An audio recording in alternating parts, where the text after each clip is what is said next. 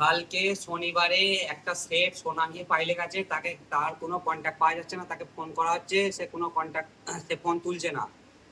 ঠিক আছে, আমার সোনা নিয়ে গেছে, আরো দু তিনটে সেটের সোনা নিয়ে চলে গেছে। তাকে অনেক ফোন করা হয়েছে, কাল থেকে তার কোনো কন্ট্যাক্ট নেই। ফোন করলে ফোন তুলছে না, বাড়িতেও ফোন করছি ফোন তুলছে না। তার মেয়েকে, তার বউকে ফোন করা হচ্ছে, সে ফোন তুলছে না।